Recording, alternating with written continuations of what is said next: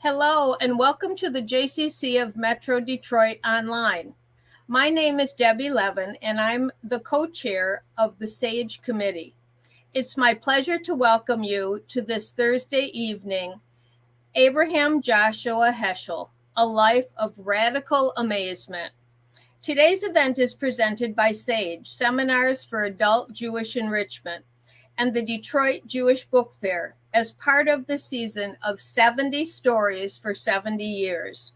To see the full schedule for both SAGE and the book fair, watch events you may have missed, and find out about our online store, visit our website at culturalarts.jcc.org. If you enjoy this event and other cultural events, please consider donating to SAGE or becoming a festival patron. You can do either or both at our website, culturalarts.jccdet.org. Community support makes our programming possible, so thank you in advance for becoming part of our family. I also want to extend our deepest gratitude to the whole SAGE and Book Fair committees. Their dedication, innovation, commitment, and hard work make programming like this possible. We really have an interesting presentation for you this evening, and we want you to be part of it. You can ask questions and offer comments in the YouTube comment section below or by texting the number in the corner of your screen. Our speaker has a great presentation prepared, and we'll take as many of the questions as we can. While you're here at our YouTube channel, don't forget to like this video, subscribe to the channel, and click the reminder bell. That way, you'll never miss out on any of our exciting events. Our speaker today is biographer Julian Zelizer of Princeton University. He will be joined by Mitch Parker for discussion of Professor Zelizer's book, Abraham Joshua Heschel, A Life of Radical Amazement. In his new biography, author Julian Zelizer tracks Heschel's early years and foundational influences, his childhood in Warsaw, and early education in Hasidism.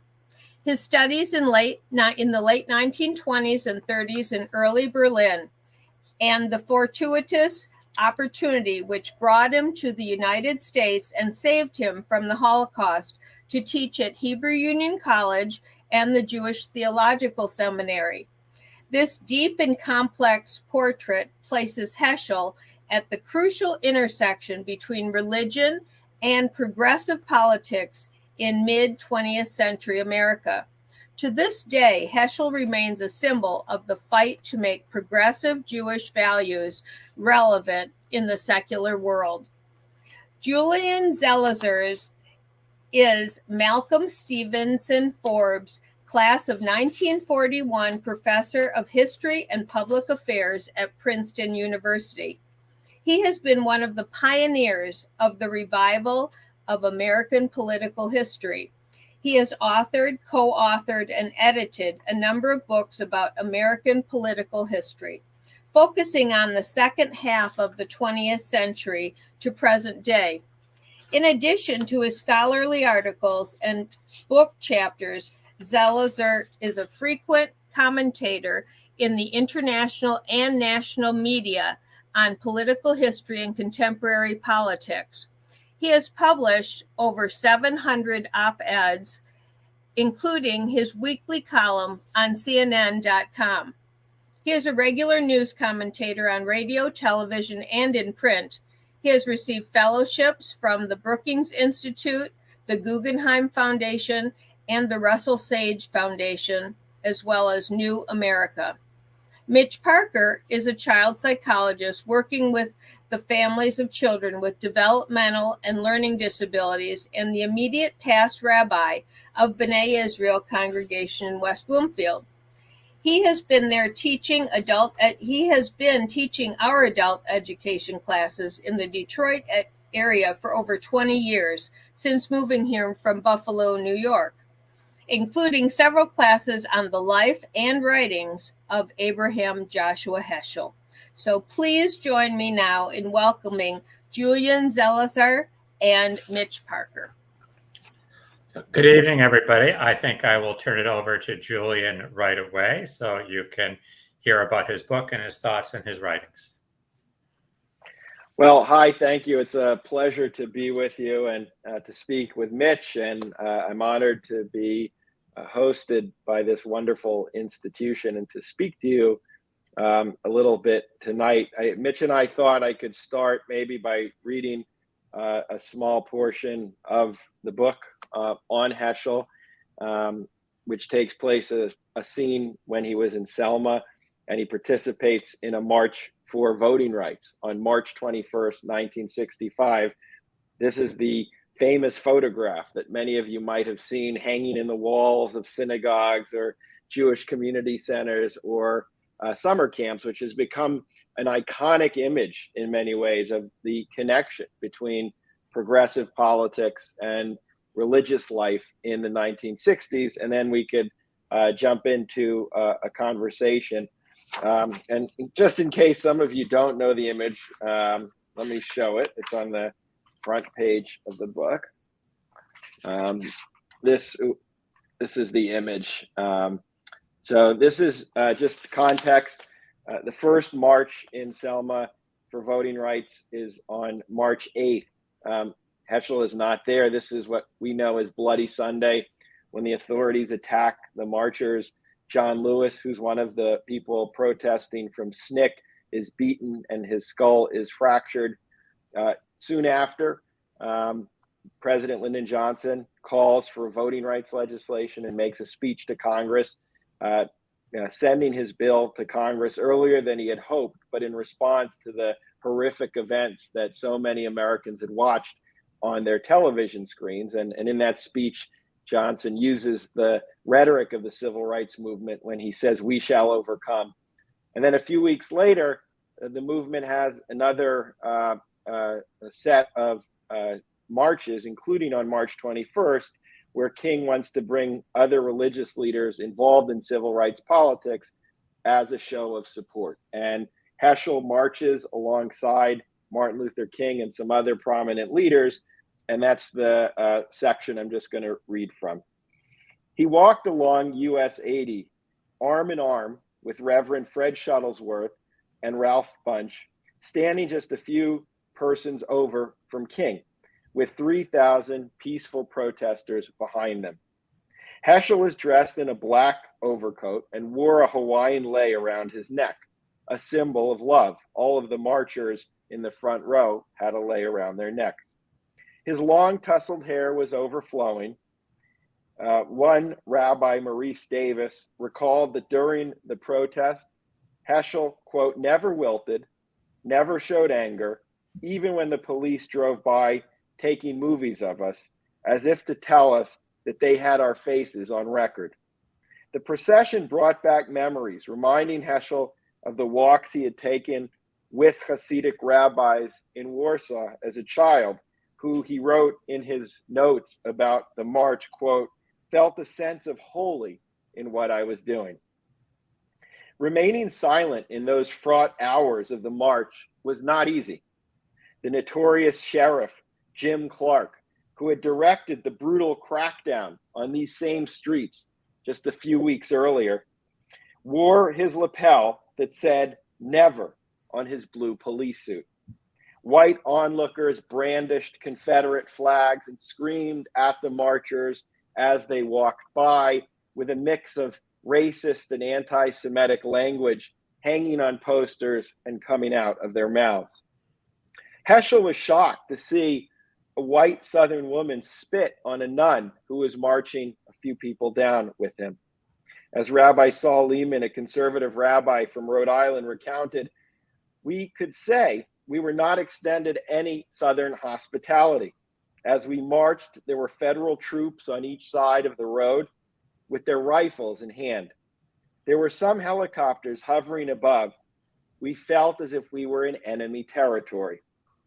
The march ended up taking place without incident, despite the hostile crowds over 1,800 Alabama National Guardsmen and approximately 2,000 soldiers, federal marshals, and FBI agents protected the marchers. Although the march would go on for about 54 miles and 5 days, reaching 25,000 protesters, Heschel and a number of the more prominent figures who were there on day one took buses back to Selma or Montgomery to fly home. Heschel felt that he had been involved in something much grander than himself. He noted the hundreds of African Americans who he saw wearing yarmulkes, which they called freedom caps. He was touched by the response of Jews who he met along the way. A young Reform Jew from King's organization who drove Heschel and his friend Wolf Kellman to the Montgomery airport told them that before the march, he didn't identify almost at all with his religion, but now his eyes had been opened. Upon hearing this story, and Heschel wrote this in the notes from the event that are currently in his archive, he wrote to himself, "Jewish religious institutions have again missed a great opportunity, namely to interpret a civil rights movement in terms of Judaism. The vast number of Jews participating actively in it," he noted, "are totally unaware of what the movement means in terms of the prophetic traditions." Heschel's excitement was tempered by the behavior of the white Southerners he witnessed. In his diary, he recorded that the waitress at the airport dismissively referred to him and Kellman as "you people." The waitress said that her mother told her Santa Claus existed, but she never believed her until seeing Heschel. "I ordered tea. I received half a cup. I ordered a hard-boiled egg. It could have been out of archaeology. The piece of cheese was like thin paper and stale." Still, Heschel managed to find humor to lighten the situation. When the waitress glowered at him, asking, "What favor did you do me?" Heschel responded, "I proved there was a Santa Claus," which led her to burst out laughing. Selma was cathartic for Heschel, whom civil rights activists were now calling Father Abraham, as he came to realize that, quote, "many human beings are serving as one in sacred cause." Andrew Young recalled that the march, quote, "put him in the category of himself being one of the prophets and not just an academic, that he was a scholar, but actually, it was quite significant for somebody of his stature. Generally, academics are not committed to action, yet time and time again he was." These hours marching tilted the balance of his life toward fully embracing the new role he had been undertaking in the first half of the 1960s as an intellectual activist. "I felt that anyone who participated in this march will never be the same. It was a great day in my life." Heschel famously recounted, "I felt my legs were praying." Thank you. So I want to tell you a quick story. I finished the book last week, and on Mondays, I teach a class on the weekly Haftorah. And the Haftorah this week is the story of Elijah the prophet on Mount Carmel, and how he fought against the prophets of Baal and how he fought against the king. And here was this one man who's fighting against what he thought was injustice. And as I was preparing the Haftorah class, it totally changed my perception of Elijah, because now I see Abraham Joshua Heschel on the mountain and doing what he believes is right and standing up for what he believes is right. I'm interested. This appears to be your first book from a specifically Jewish topic. So I'm interested in your motivations for writing the book. Well, there's a bunch of motivations. One actually grows out of previous work that I did. I wrote a book in 2015. It came out on Lyndon Johnson and the Great Society. And a good part of the book was obviously about the civil rights movement. And one element of that story that I really developed as I was in the archives was the role of religious organizations in powering the movement. not simply the Black church, which was obviously instrumental, and Black preachers on the ground, but also religious organizations in the Midwest that were very effective at building pressure, even on Republicans who otherwise didn't care about civil rights, but cared what preachers had to say. So this always stuck in my head. And I thought it was a really interesting story of the role of religion in politics that I wanted to get at. And Heschel felt like a perfect figure. The second reason is Heschel is a major figure in American public life. I'm a U.S. historian, and I'm constantly looking for different individuals from different walks of life, even though my focus is usually elected politics, who helped shape a given period. And part of what I want to argue is Heschel needs to be treated in this context, and other Jewish leaders of the time, rather than almost, treated in a separate set of narratives about this period. So professionally, these were two of the reasons. And then there's the personal.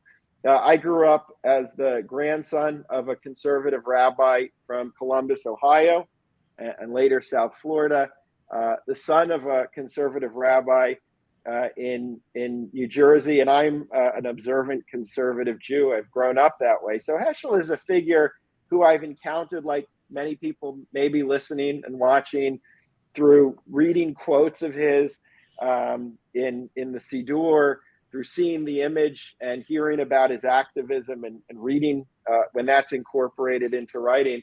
And so when the press approached me, that was yet another way in which I thought I could jump into this topic and start to bring to life this figure. So those were the two reasons I ended up doing this. Did your father and your grandfather have any exposure to Heschel? Were they involved with him? What kind of things did they say about Heschel that you remember and carried over into this book? My grandfather, he passed away in 2001. So I never really spoke to him about Heschel. I didn't speak to him much about his time at the Jewish Theological Seminary, though that's where he was trained and he was involved. I did find this was one of those chance moments where I was looking, my father had given me a bunch of material, I think, that he had in storage, which included his ordination. And at the ordination, his dad, my grandfather, was receiving an honorary doctorate. King was there speaking, giving a short message to the graduates, and Heschel was there. So there was this one moment out of my own papers that really came at a key moment in his career as well. My father took classes with Heschel, not a lot. The JTS, one of the things I write about, the Jewish Theological Seminary in New York, there were all these divisions in the 1950s and 60s, really heated divisions about what should be the focus of American Judaism in the post-war period, how to strengthen Judaism, how to create vibrant institutions. And the major voice for a lot of rabbis my dad's age, he was there in the late 50s and early 60s, was someone named Mordechai Kaplan, who really emphasized the importance of the synagogue and making the synagogue an institution that offered a sort of ethnic, social, and cultural foundation in the modern world, where Jews would continue to be part of this tradition, even as they were pulled away from it.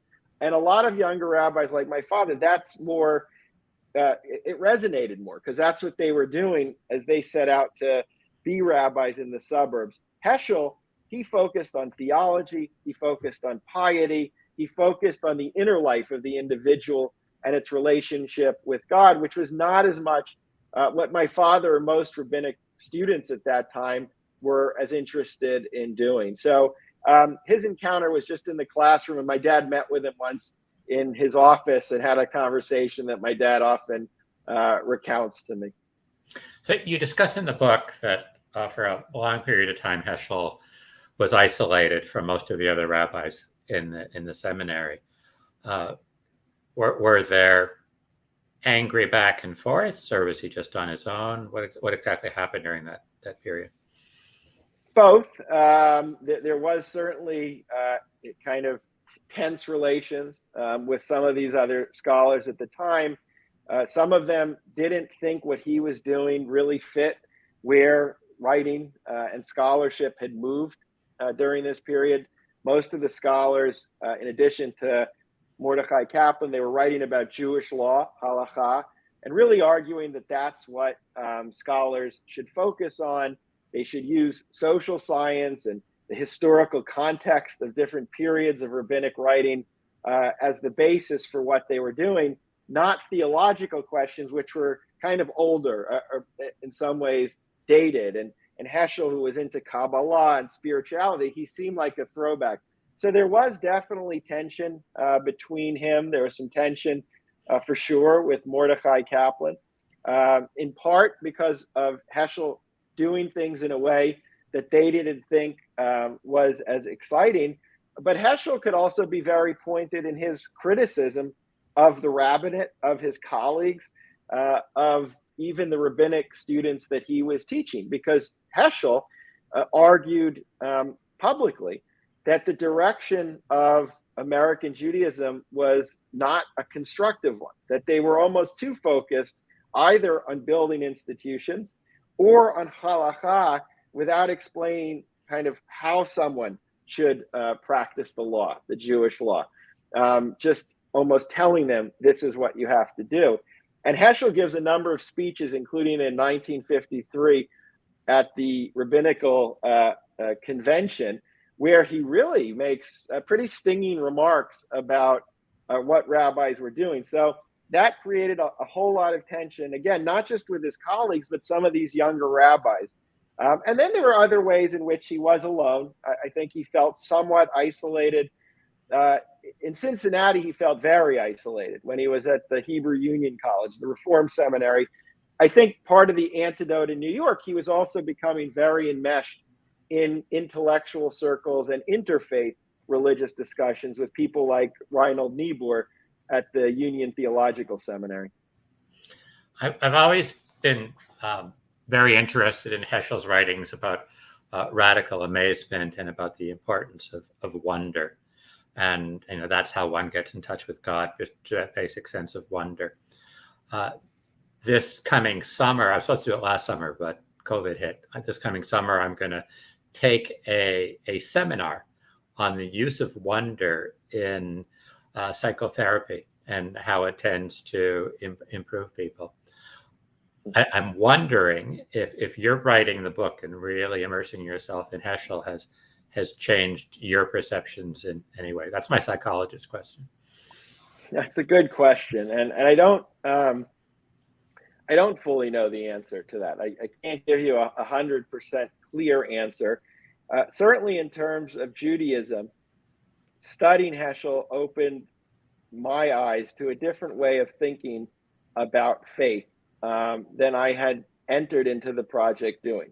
Meaning, as someone who grew up in a conservative household and the son of a conservative rabbi, the emphasis as late as the 1990s, early 2000s, still very much was on doing what you're supposed to do, whether it's keeping a kosher home or certain rituals in the synagogue. I think that's the framework of a lot of the discussions. And Heschel, really, when you read any of his work, God in Search of Man, Man is Not Alone, or even the Sabbath, in terms of thinking, why does this day exist and how should we imagine it, really moves you, and it certainly moved me to be more explicit in contemplating your inner life as someone who believes in faith, and to at least start asking the questions of what that means and how do you attach yourself to these traditions you're doing.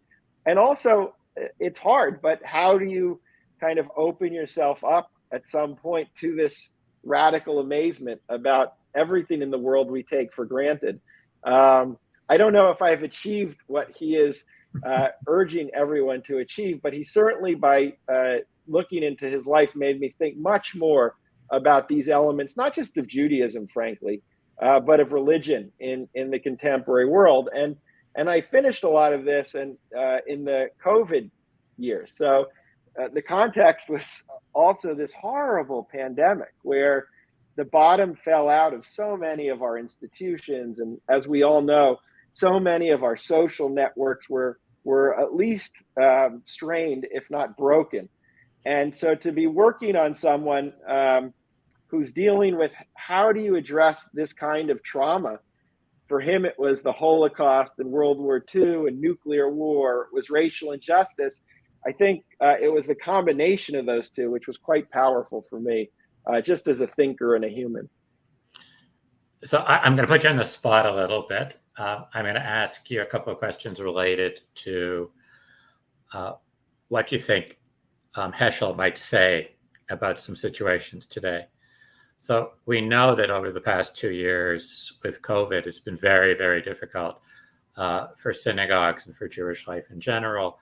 We haven't been able to go to our synagogues. People are now doing more synagogues on Zoom. People are not necessarily preparing themselves to go to shul. They can be wearing a robe when they for Saturday morning or doing whatever. What do you think Heschel might have said in terms of how do you maintain that sense of Shabbat? How do you maintain that sense of God in a time when we're largely isolated in our homes?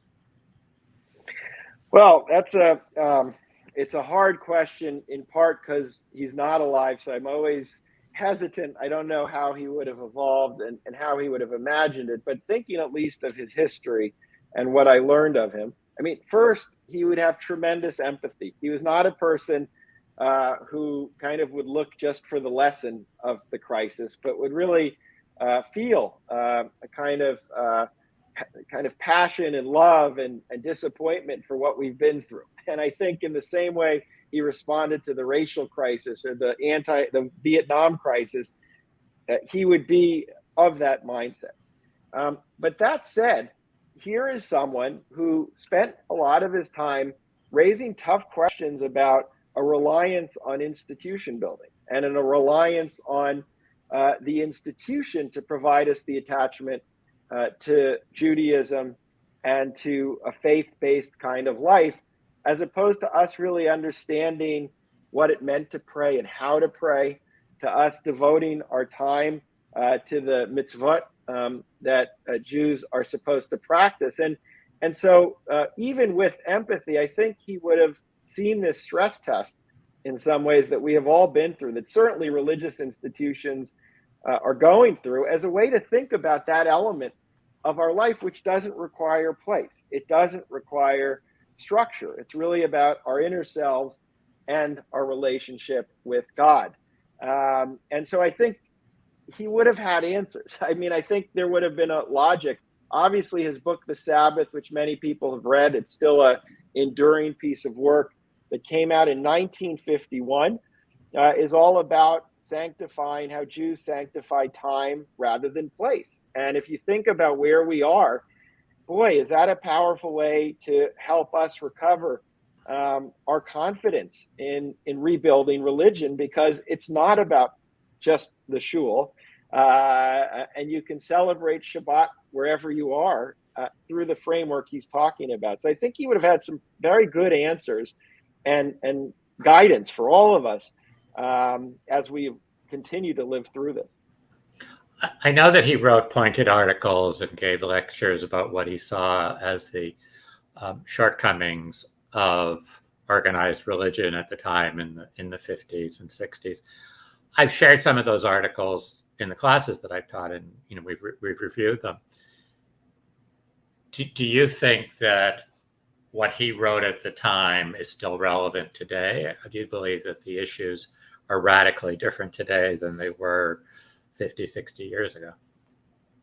I think they are relevant. I once asked a very prominent rabbi and leader at JTS about what accounts for Heschel in recent decades kind of becoming even more popular within the rabbinate than he had been certainly when he was alive. And part of the answer was that in the last few decades, younger rabbis, not only are they more interested in social issues, but they're responding to younger generations of Jews who are thirsting for more spirituality and more internal connection to religion, as all of the polls continue to show how they are moving a little further away and have a weaker relationship with traditional forms of organization. So I think his ideas have gained some steam, and I think there's a reason for that. I do think they speak to some of the absence that certainly younger Jews feel. This is why, they get into a chavura, a kind of informal prayer group, or different kinds of groups outside of the synagogue. And I think those arguments that he made have become more appealing as this critique of the traditional synagogues gains hold. I have right here, just for a second, if you'll allow me, I could just read a clip of the speech that he gave in 1953 that I referred to, which is relevant to what we're talking about. He said, "Our services are conducted with pomp and precision. The rendition of the liturgy is smooth. Everything is present: decorum, voice, ceremony. But one thing is missing: life. One knows in advance what will ensue. There will be no surprise, no adventure of the soul. There will be no sudden burst of devotion. Nothing is going to happen to the soul. Nothing unpredictable must happen to the person who prays." And in the most famous line from this address, he asked, "Has the synagogue become the graveyard where prayer is buried?" And so I think that that line gets to some of what we're discussing, and I think it's a poignant argument in 2022. And to your previous question, maybe because of the pandemic, maybe because of this really difficult moment as we're reconfiguring what religious life even looks like, we'll start to address some of the absences that he talked about. And we all know that from the Pew Report and other studies that 20-year-olds and 30-year-olds and 40-year-olds are not finding meaning in the traditional synagogue. They feel spiritual, they seek out spirituality, but not in the models that we have today. I've never done this myself, but I've heard that other people have done it, where they have study groups and they'll take one of Heschel's books and then they'll just randomly open up a page and then read that page and study the page because of the beauty of his writing and the poetic language. Could you talk for a little bit just about the quality of his writing, especially his English writing, knowing fully well that English was not his first tongue? Yeah, I mean, Heschel is remarkable in terms of his mastery of languages. From a young age, he's quickly moving and developing kind of a remarkable linguistic skill set. And his writing in English early on is very good. I mean, if you read some of his early books that come out here in the States, in such as The Sabbath as an example, they're written in poetic fashion. And I think he had a way to talk about serious theological issues with a level of beauty that can be very appealing. Some of his writing is very difficult.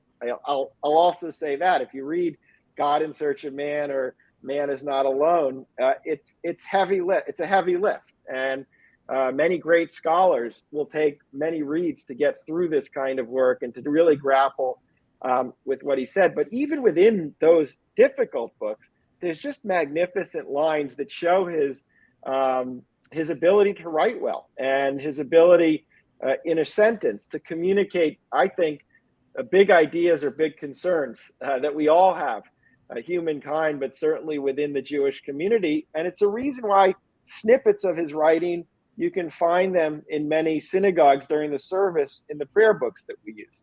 And I think there's a reason for that. So he worked on his English. I mean, he worked on it when he lived in London, in between having been forced out of Germany and coming to the United States. He was tutored by someone he was living with here in the United States. When he gets to Cincinnati, someone at the Hebrew Union College helps him learn English, and he reads all kinds of great books, Moby Dick. He reads the addresses of Abraham Lincoln to try to get a better sense. So it's not natural that this all happened, but very quickly he's able to translate that knowledge into his writing. And I think that power also comes through in his addresses. I would say it's not simply the written word, but what struck me, such as in the address I just read, or a famous speech he gives in January of 1963 to an interfaith conference on civil rights in Chicago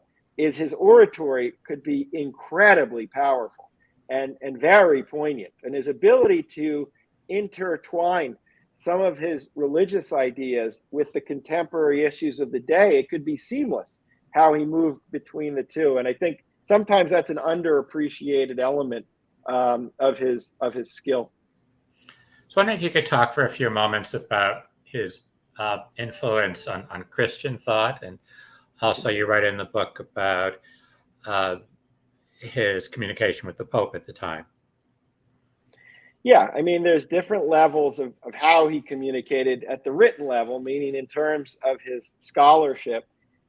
He very early, in the early 1950s, is already gaining the attention of prominent theologians, especially in New York City, which in New York in the 40s and 50s is a real hub of religious life, religious intellectual life. It's quite interesting. There's a great book by a historian named John Butler, who wrote a book recently about this. And this is the community Heschel was in. And as I mentioned, when Man Is Not Alone comes out in 1951, this is part of how Heschel starts to gain notoriety, because Reinhold Niebuhr writes this big review of him in a newspaper saying this is a very important voice in the theological world. And they maintain a good friendship over the years, and they share each other's writings. In the Heschel archives, I found many letters from other theologians from other faiths and writers who came from different religious backgrounds, praising a lot of his work, such as God in Search of Man and other books, as having meaning for them and helping them think about an issue that they saw as not totally connected to Jewish law, because Heschel is focusing on the relationship of the human to God. And that is something that was, very accessible and meaningful to a Christian as well. And then what you're referring to is I have a section on Heschel ended up being a secret liaison with the Vatican during Vatican II, which takes place really from 1962 to 1965, as the Vatican, after World War II, is starting to rethink key elements of doctrine, including doctrine that had been used as a basis of anti-Semitism. And Heschel is recruited through a former student to speak with Vatican officials, again, secretly, and try to persuade them to change key elements of doctrine, such as the idea that Jews had to be converted, or that all Jews are responsible for the death of Christ. And this culminates in both a scandal when it's revealed that Heschel was doing this. Many people in the Jewish community are not happy about this. They don't know why Heschel is the one who had this role. And there's Orthodox rabbis who didn't think it was proper to be speaking with the Vatican about doctrine. But in the end, in 1965, the Vatican undertakes reforms, not as bold as what Heschel wanted, but it's considered a milestone. And Heschel played a role in that. And finally, I know it's a long answer, but I think this kind of interfaith dynamic of his life was quite important. The anti-war movement, which is really even more than civil rights, I think one of Heschel's most engaged forms of activism. It's an interfaith group that he helps to create of preachers and rabbis who gather, they publish work, they have mobilizations in Washington every year that draw big crowds. And there, all this interfaith background literally translates into one of his biggest sorts of activism in the last part of his life. You intimated before that he didn't want to focus on halacha very much, and really what he wanted to focus on was the relationship between people and God. I know that there's been some criticism that Heschel told people what the end point should be, that in terms of that relationship with God, but he never told them how to do it. So there was nothing there in terms of practicalities. It was, this is where you should head, this is what you should do, this is your relationship with you, but there was no tachlis in it. So what's your feeling about that? Yeah, I mean, Heschel said he did believe in halakha, and what he was interested in was that Jews understood kind of almost the mindset you needed to be in before you practiced halakha. So he said the two weren't separate for him. It was kavanah, it was being the right kavanah, the right mindset to do this. Otherwise, they became almost meaningless, what you were doing. So he saw these as related, but it is a criticism. It's people even who admire his work say that they believe what he's writing. I've heard this, but they don't know how to do that. He's saying to do it without telling you how to do it. I think his answer would be, it is in the end through practicing the mitzvah. It's through prayer. It's through being a spiritual Jew that you will achieve that mindset. But it's a fair look. It's a fair criticism. It's a very high level expectation that he was asking. And I think for many people, especially his colleagues and friends and Jews living in an age of science and consumer goods and suburbs, it was a way of thinking that was very difficult to achieve. I can't believe how different he was from Kaplan. And the two of them were under the same roof together. It must have been amazing. Can you talk a bit about his major work, The Prophets, and about what the book is all about, and how he merged his ideas in the Prophets with his everyday life? Yeah, the Prophets is his dissertation that he writes at the University of Berlin, where he gets a doctorate in philosophy, and then he revises it later in life. I mean, a long time later, and it comes out in the early '60s, right as the civil rights movement is really proliferating. And I think by that time, when the book comes out, you could read in his description of the Prophets people who in some ways embody what he's been writing in those other books about a consciousness where they have been able to open themselves up to the voice of God. They can hear both the anger and the love and the passion and the pathos of God, and they are expressing what God thinks in the world. And Heschel doesn't agree with people who kind of called the Prophets either kind of unstable psychologically or drunk or not really knowing what they're doing. Instead, when you read his book, these are people who are raging and urging their fellow human beings to pay attention to what they have become indifferent to. And that really goes through many of the chapters, poverty and disease and inequality and violence through war. And so he's putting that all together right as civil rights in the early '60s is expanding. And he said in the process of revising it, he who is someone who followed the news very closely, liked to watch the news every night, read many papers, he starts to see a connection. And the writing of the book, the revision, actually pushes him closer to the movement. So by the time he's invited to give this speech in 1963, I think the book played a role in prepping him to enter this new phase of his life. So other than your book, what other single book of Heschel's would you suggest that a person who has never read Heschel before should read? God, it's hard. I mean, look, the one that I think people who are not they're not scholars, they just want to get a flavor. The Sabbath does remain a very powerful book, even though many people don't agree with everything in it. It's just a beautiful articulation of one of our, meaning the Jewish community, one of our core rituals. And it shows how Heschel could have great clarity, frankly, in helping you think and understand of what you were doing, how you should do it, and what the Sabbath meant in terms of how Jewish theology worked. And so I would always start with that.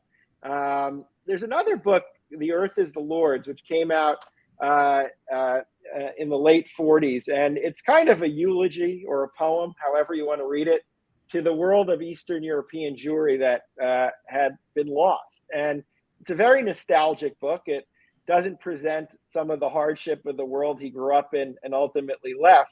But it's really a beautiful, I think, and easy to read. This is one of the easier to read books. A beautiful treatment of what observant life, what the potential for observant life was. And he really presents the world in which he came from as a world of scholarship and exuberance, and where there was a love for Torah that became more important than the absence of money, or that became more important than not having what others had. And I think that's another book, if you're going to start with Heschel. Those two are great before you start to dive into God in Search of Man or some of his other works of that sort. Yeah, I don't know if it's still in print, but I remember years ago you could get both books under one cover.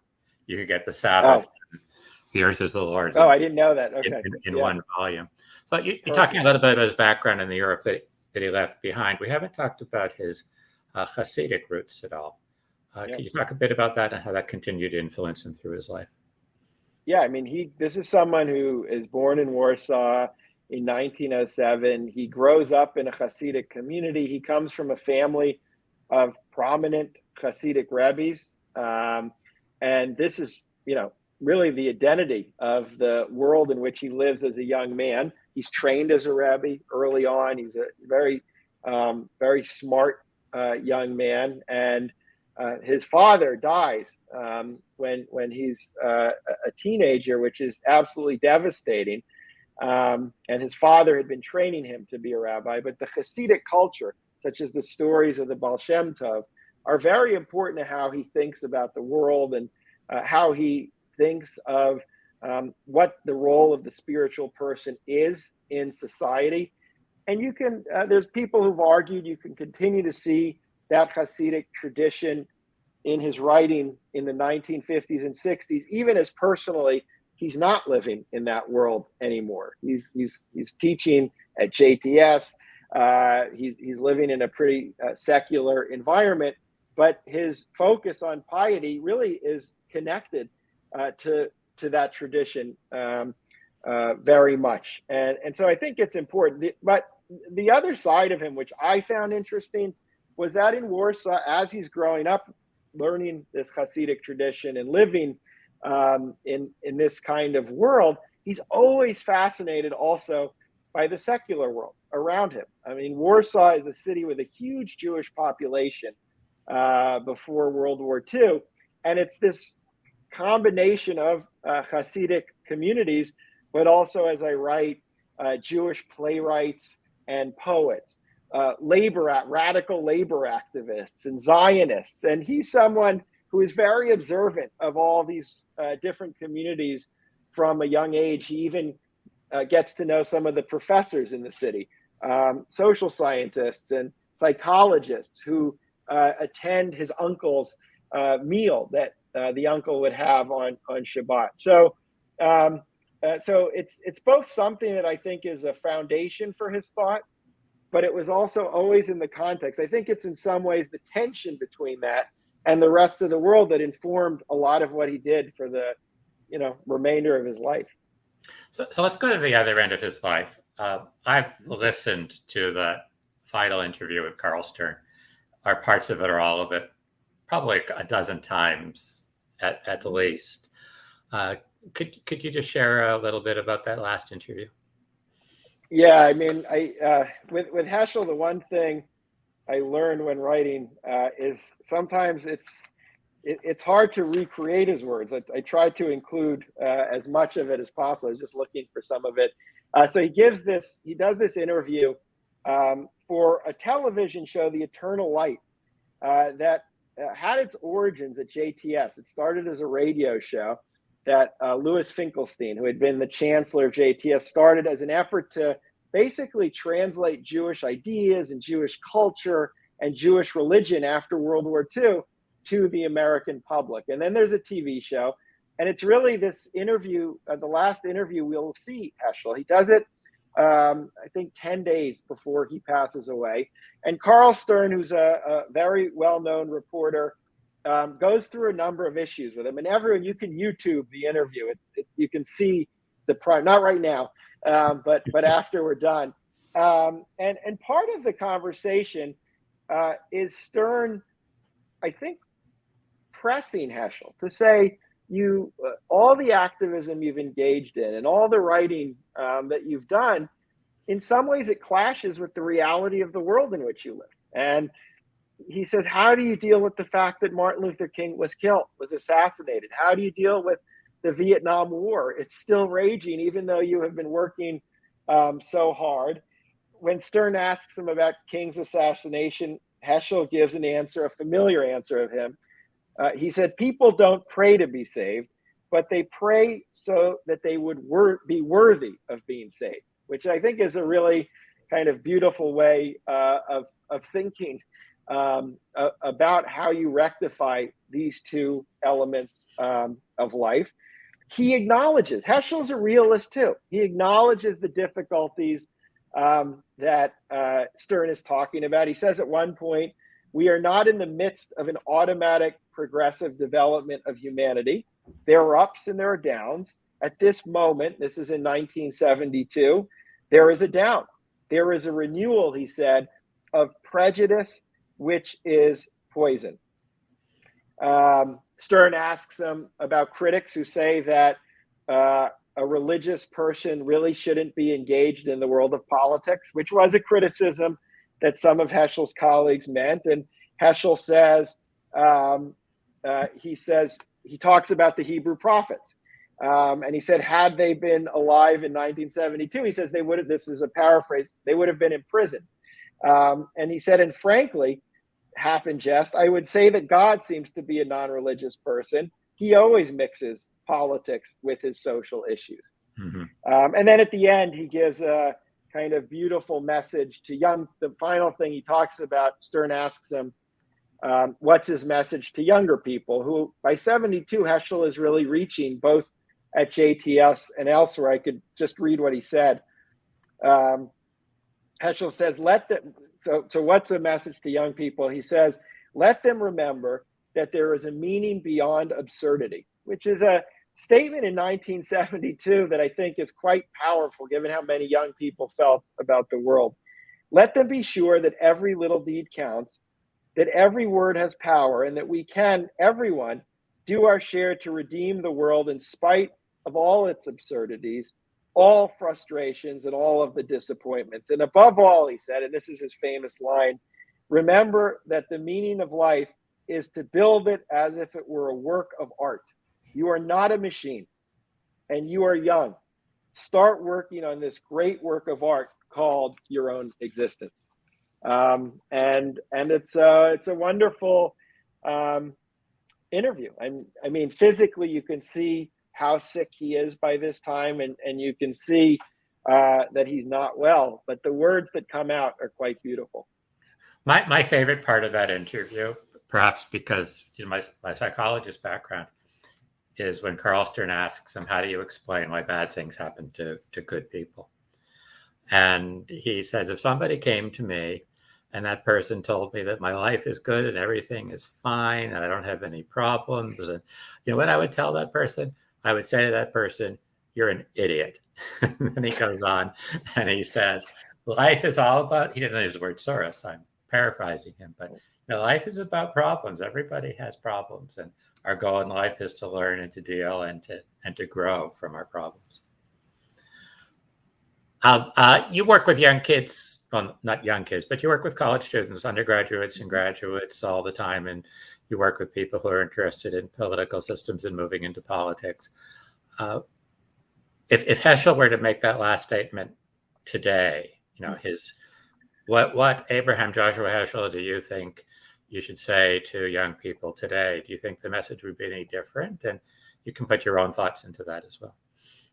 Yeah, I mean, I think the message would be consistent. I think he might feel the urgency of action, of being engaged is even greater today.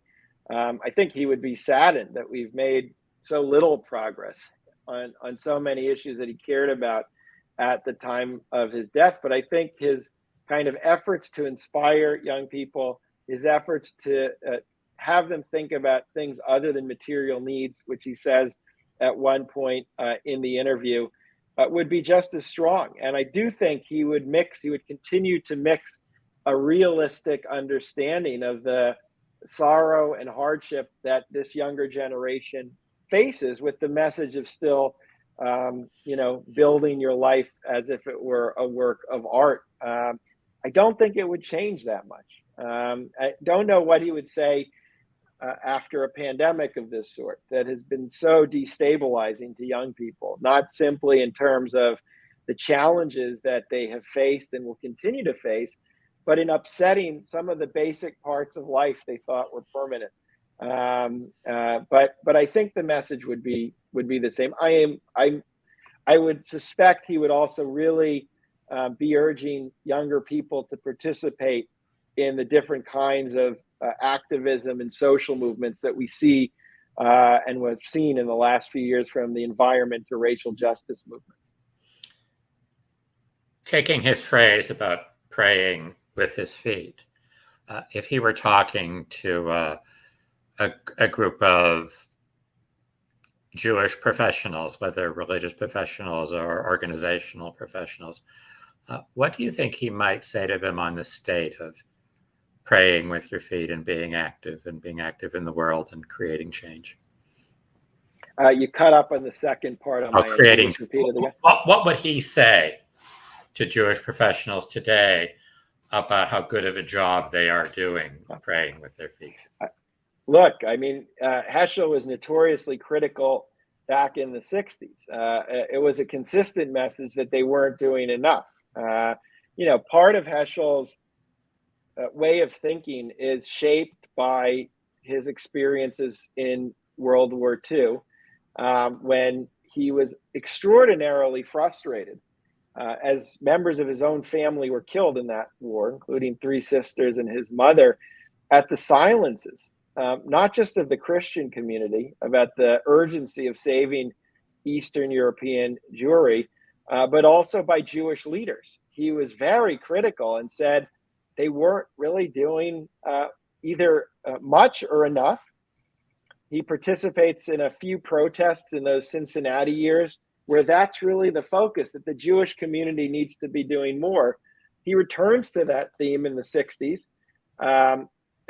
He is certainly frustrated in the early 1960s. He's at the forefront of the movement to protect and save Jews who are living in the Soviet Union, before there's really a movement of the scale that we'll see in the 1970s.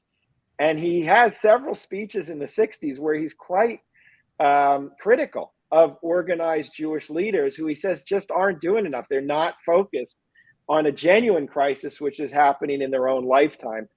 And he gets into lots of friction over Vietnam. I mean, he is very active in Vietnam at a time where much of the American public supports the war, and much of the Jewish community supports the war. In 1967, the Rabbinical Assembly releases a statement supporting the war and criticizing his group, which is a reference to him, really, because he's the prominent Jew in that organization.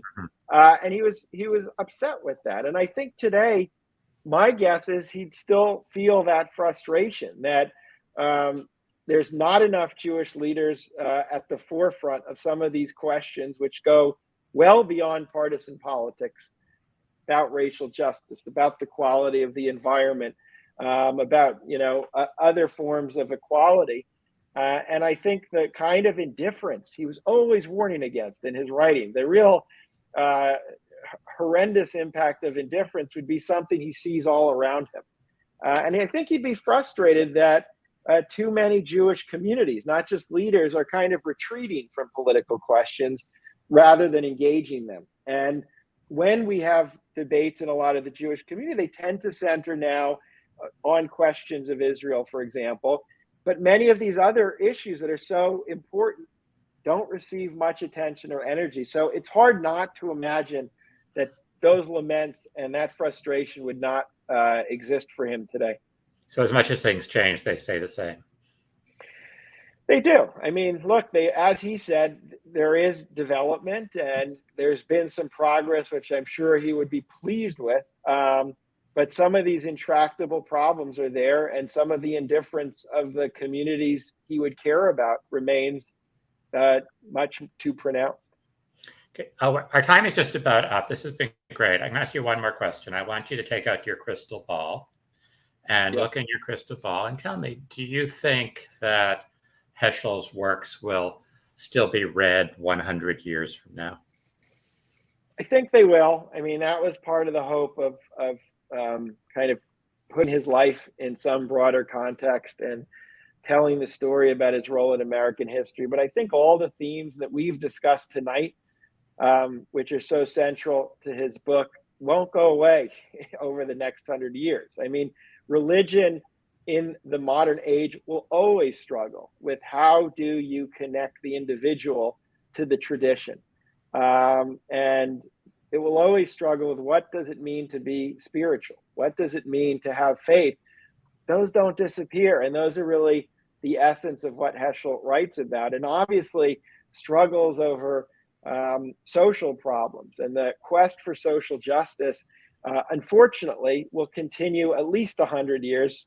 And there will be different variations of it, but it won't go away. And the fact that his work speaks to those themes as well, I think means he will remain quite important as a voice, as a scholar, and really as a model for what you might call religious activism. Julian, thank you very, very much. This has been very interesting and very enlightening and give us a lot of things to think about. So if those of you who have not read the book, please do so. And Thank you. Hope to be able to talk with you again. Thanks so much. Bye-bye, everyone. Thank you, Julian, and thank you, Mitch, for being with us tonight and for such a wonderful discussion. Gave me lots to think about. And thank you all at home for joining us as well. Our next Sage event is in the first of a two-part series with the Jean and Samuel Frankel Center for Jewish Studies at U of M, Jewish Reimaginings of Magic with fellow Rodney Carruthers II on Tuesday, March 9th at 7 p.m. Remember to like this video, subscribe to our YouTube channel, and visit our website at culturalarts.jccdet.org for all of our full schedule and ways to get involved and read Julian's book.